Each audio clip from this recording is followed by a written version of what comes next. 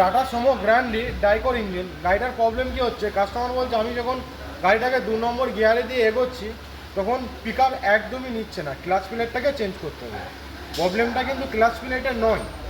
আমি যখন ডায়াগনোস্ট করি তখন এর প্রবলেমটা কী পেলাম, এর ইঞ্জেক্টারগুলো থেকে ব্যাক মারছে, ওই কারণেই পিক আপটা নিচ্ছিল না। তো প্রবলেমটা একবার দেখে নিন আপনারা। এটা আবার এদিকে এইদিকে নিন, গাড়িটার আবার জুগার করা আছে দেখতে পাচ্ছেন।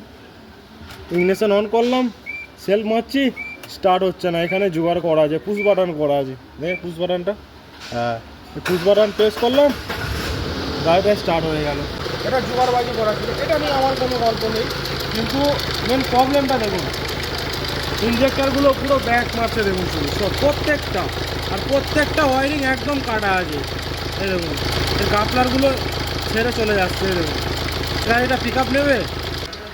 তো এখন আমাকে ইঞ্জেক্টারগুলোকে খুলে ভালো করে সার্ভিস করে ভালো করে ফিটিং করে গাড়িটাকে আবার আগের মতো দাঁড় করে দিতে হবে। আমার ভিডিওগুলো যদি আপনাদের ভালো লাগে তাহলে একটা লাইক এবং একটা শেয়ার করে দিন। আর আপনার গাড়িতে যদি কোনো রকম কোনো কিছু সমস্যা হয় তাহলে আমার সাথে একবার কন্ট্যাক্ট করে নিন।